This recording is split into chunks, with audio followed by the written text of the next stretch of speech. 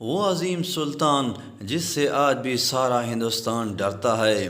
ایک رات سلطان محمود غزنوی کو کافی کوششوں کے بعد بھی جب نیند نہیں آئی تو اپنے غلاموں سے کہنے لگے، لگتا ہے کہ کسی مظلوم پر آج کوئی ظلم ہوا ہے۔ تم لوگ گلیوں میں پھیل جاؤ اور اگر کوئی فریادی نظر آئے تو اسے میرے پاس لے آؤ۔ تھوڑی دیر بعد وہ سب واپس آ کر کہنے لگے، سلطان ہمیں کوئی بھی فریادی نہیں ملا، آپ آرام سے سو جائیں۔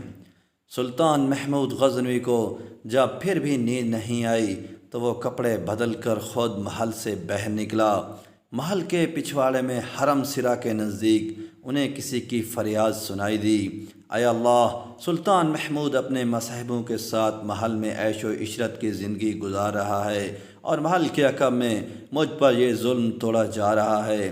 سلطان نے کہا، کیا بات کر رہے ہو؟ میں محمود ہوں اور تمہاری فریاد رسی کے لیے آیا ہوں۔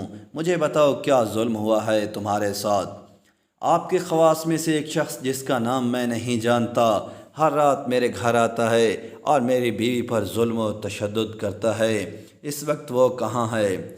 شاید اب چلا گیا ہو۔ دوبارہ جب وہ آئے تو فوراً آ کر مجھے اطلاع کر دو۔ پھر سلطان نے محل کے دربان کو وہ شخص دکھایا اور کہا کہ جب بھی یہ دربار میں آئے اسے سیدھے میرے پاس پہنچا دو، اگر میں نماز کی حالت میں بھی ہوں تو پرواہ مت کرو۔ اگلی رات وہ شخص سلطان کے پاس آیا اور بتایا کہ وہ شخص اس وقت اس کے گھر میں ہے۔ سلطان نے اسی وقت تلوار ہاتھ میں لی، اس شخص کے ساتھ چل پڑا۔ جب اس کے گھر کے قریب پہنچا تو اس سے کہا کہ گھر کے سارے چراغ بجھا دو۔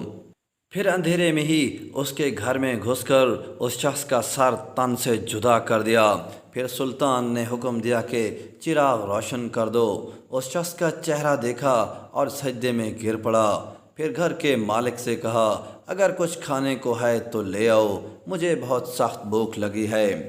آپ جیسا سلطان مجھ غریب کے گھر کا کھانا کھائے گا، جو کچھ بھی ہے لے آؤ۔ وہ شخص ایک سوکھی روٹی اٹھا لایا جسے سلطان نے بڑی رغبت سے کھایا۔ وہ شخص سلطان محمود غزنوی سے پوچھنے لگا کہ چراغوں کو بجھانا، سجدہ کرنے اور روٹی طلب کرنے کے پیچھے آخر کیا ماجرا ہے؟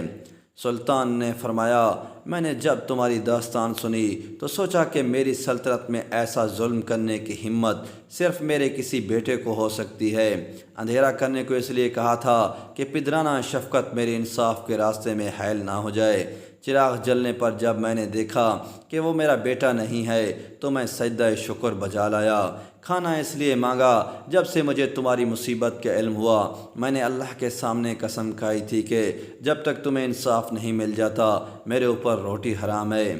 اس وقت سے اب تک میں نے نہ کچھ کھایا تھا نہ پیا تھا۔ دوستو، آج کل کے حکمرانوں کے حالات بھی دیکھ لو، اس سے زیادہ میں کچھ نہیں لکھوں گا۔ اس طرح کی مزید ویڈیوز کے لیے چینل کو سبسکرائب کریں تاکہ آنے والی تمام ویڈیوز آپ تک پہنچتی رہیں۔